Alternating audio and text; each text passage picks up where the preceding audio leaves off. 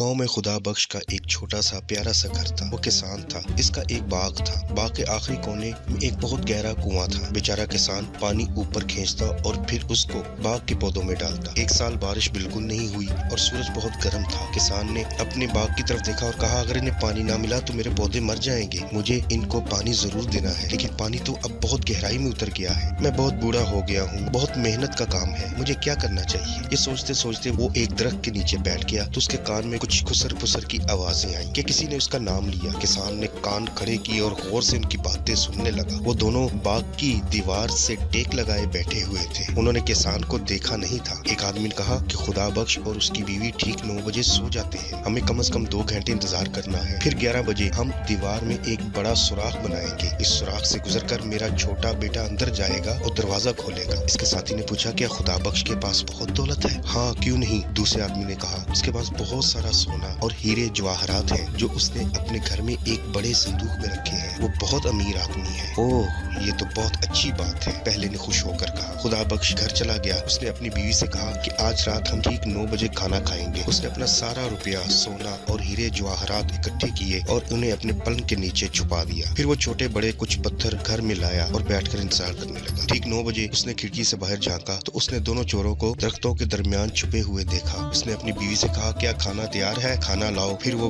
खाना खाने बैठ गए। पहले चोर ने कहा, रात के तो 9 बज चुके हैं, मगर खुदा बख्श तो अभी तक जाग रहा है, हमें जरा करीब जाकर देखना चाहिए कि वो क्या कर रहा है। चोर घर से कुछ और करीब आ गया। एक चोर ने खिड़की से घर के अंदर झांका और बोला, वो तो खाना खा रहा है। खुदा बख्श ने चोरों की आहट सुन ली तो वो जोर जोर से बीवी से बातें करने लगा और बोला कि मैंने सुना है आजकल बहुत चोरियां हो रही हैं। इस इलाके में कुछ चोर आ गए हैं। उन्होंने मेरे दोस्त अली का सारा सोना और जवाहरात चोरी कर लिए हैं। अरे, फिर तो वो हमारे घर भी आ सकते हैं, बीवी ने घबरा के कहा। खुदा बख्श बोला, हाँ वो आ सकते हैं। हमें अपना सोना और हीरे जवाहरात ऐसी जगह पर छुपा देने चाहिए जहाँ से कोई ना निकाल सके। जरा मेरा संदूक तो लाना। बीवी संदूक ले आई। खुदा बख्श ने चुपके से बीवी को पत्थर जमा करके दिए। उसके कान में बोला, ये हमारा सोना और हीरे जवाहरात हैं। फिर जोर से बोला, पहले मुझे सोने की ईंटें उठा कर दो ताकि मैं उनको संदूक में रख दूं। उसने कुछ पत्थर उठाकर संदूक के अंदर रख दिए। उसकी पीठ खिड़की की तरफ थी। खुदा बख्श इतनी सफाई और चालाकी से इन्हें संदूक में रख रहा था कि चोर देख ही ना सके। खुदा बख्श ने कहका लगाया और बोला, अब मैं इसे ऐसी जगह छुपाऊंगा जहाँ से कोई भी नहीं निकाल सकता।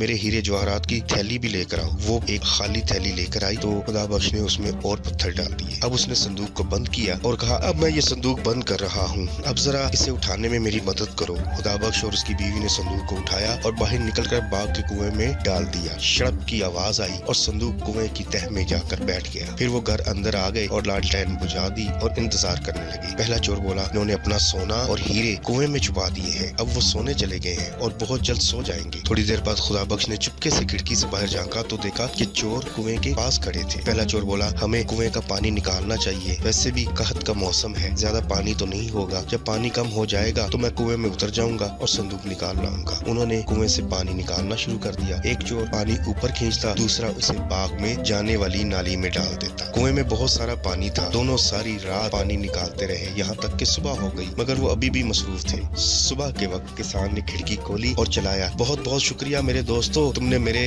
बाग को सैराब कर दिया। मेरे बाग को पानी की जरूरत थी, मैं बूढ़ा और मोटा था, मुझसे पानी नहीं दिया जा रहा था, तो तुमने मेरी मदद कर दी। मैंने भी तुम्हारी मदद की है। तुम्हारे लिए पुलिस बुलाई है, वो आ रही होगी। अच्छा, अल्लाह हाफिज, अपना ख्याल रखना।